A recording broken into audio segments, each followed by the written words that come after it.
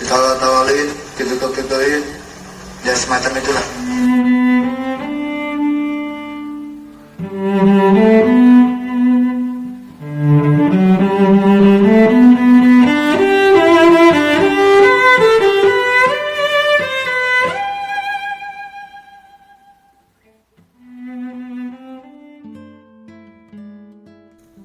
Wahyu Dian Silviani, wanita lajang berusia 30 tahunan, berasal dari Mataram. Sejak kecil memiliki otak yang encer, sederet prestasi pendidikan akademiknya memang sudah tak diragukan lagi.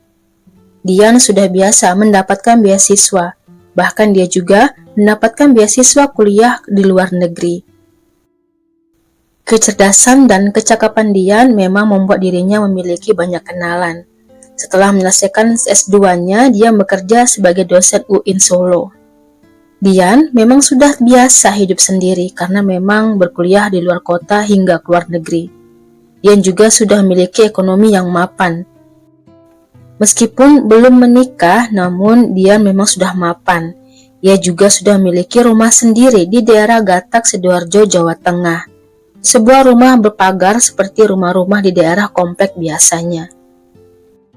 Di tahun 2023, Dian ditawari untuk mendapatkan program pendidikan beasiswa gratis ke luar negeri. Sebab itulah ia sering berada di perpustakaan kampus untuk menambah wawasannya sebelum mewawancara beasiswanya. Sebagai wanita lajang yang sudah mapan, Dian pasti punya banyak mimpi untuk menikmati hidupnya atas pencapaian yang sudah ia dapatkan. Sebab itulah di bulan Agustus 2023, Dian berniat merenovasi rumahnya itu. Dian lantas bertanya ke sana kemari untuk mendapatkan tukang yang cocok. Setelah menemukan tukang yang ia mau, Dian lantas memutuskan 4 orang pria bekerja di rumahnya. Selama renov rumah, Dian mandah sebentar ke rumah tetangganya yang juga temannya. Rumahnya itu kebetulan kosong, terus juga bersebelahan dengan rumahnya. Sebelum kerja, Dian mengecek pekerjaan tukangnya, melihat sudah datang atau belum. Setelahnya, dia baru pergi mengajar. Namun, dari hari pertama, Dian sama sekali tidak menyediakan cemilan ataupun kopi, hal yang tidak biasa untuk para pekerja tukang rumah pada umumnya. Di tanggal 21 Agustus pagi, Dian kembali mengecek tukang yang bekerja. Begitu juga kondisi rumahnya. Saat itu, dia menyampaikan rasa kecewanya. Hasil pengerjaannya tidak sesuai yang diharapkan. Salah satu dari mereka dimarahi Dian. Pemuda itu bernama Dwi Ferianto, asal Madura. Kepada Dwi, dia melampiaskan kekesalannya. Dian merasa jika Dwi tidak becus merenovasi rumahnya, lambat dan asal-asalan. Saat ditegur begitu, Dwi hanya mengiyakan dan berjanji akan merubah cara kerjanya. Namun, rupanya kata-kata teguran dari Dian ke Dwi membuat Lubang sakit hati untuknya. Sore harinya, setibanya pulang dari kampus, Dian datang ke rumahnya. Ia lagi-lagi merasa tak puas dan kembali mengomel. Dwi juga termasuk yang paling sinis dikoreksi Dian hasil kerjanya. Sikap sinis Dian ke Dwi membuat Dwi gelisah. Keduanya pun sempat berdebat.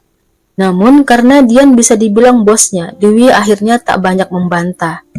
Meski terlihat pasrah dengan sindiran Dian, ternyata Dwi sakit hati hingga muncul rasa dendam. Amarah itu menjadi api yang membuat Dian 3 hari berpikir bagaimana caranya menghilangkan nyawa Dian.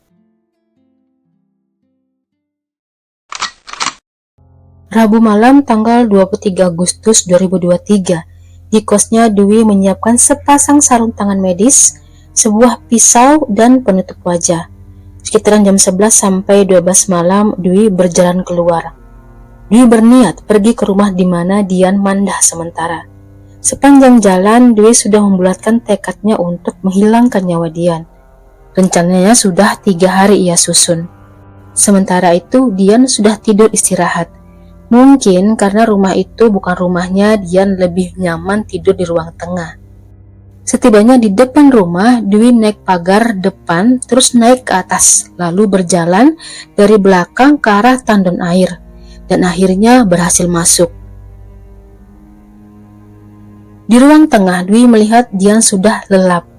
Tanpa babi bu, Dwi menyerang Dian. Dian sempat terbangun. Dian yang sadar sedang terancam nyawanya berjuang untuk menyelamatkan diri. Dian melawan sekuat tenaga.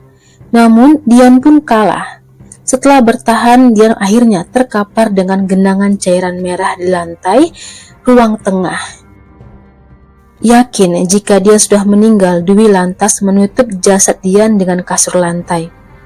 Dwi kemudian mengambil handphone dan laptop serta dompet sebelum pergi secepatnya. Pemuda Madura itu keluar dari pintu depan, lantas melompat melewati pagar rumah. Bajunya dilepas, dimasukkan ke bungkusan plastik, kemudian dibakar di area sawah. Keesokan harinya, Dian tentu tak masuk kampus. Rekan-rekannya mencoba menelepon, tapi tak ada yang angkat. Bahkan Dian dicari sampai ke perpustakaan kampus, mana tahu sedang belajar karena wawancara beasiswanya sudah dekat. Tapi Dian memang tidak mungkin ada.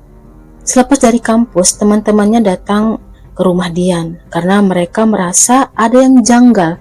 Dian tidak biasa seperti itu. Setibanya di sana, tidak ada tanda-tanda jika Dian ada dalam rumah.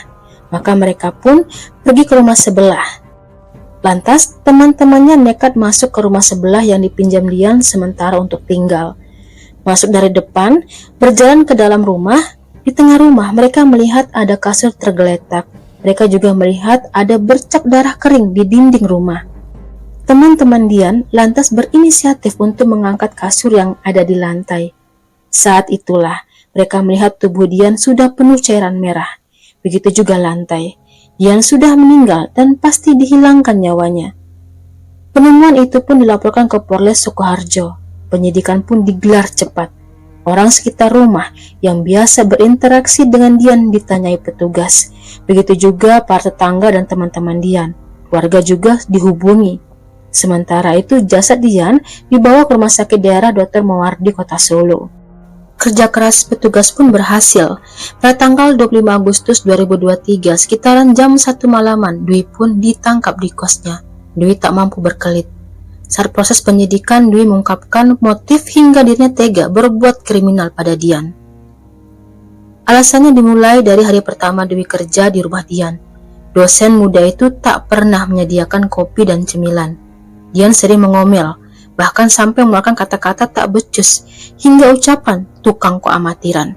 Itulah yang membuat Dwi sakit hati. Dari penyidikan terungkap fakta jika Dwi ternyata sudah 3 kali berusaha masuk ke rumah pada malam hari. 2 hari pertama, Dwi ketemu tetangga. Saat ditanyai, Dwi beralasan keluar rumah untuk cari belut. Barulah yang ketiga, niatnya berhasil. Namun dari awal tidak ada niat untuk mencuri, memang murni untuk balas dendam.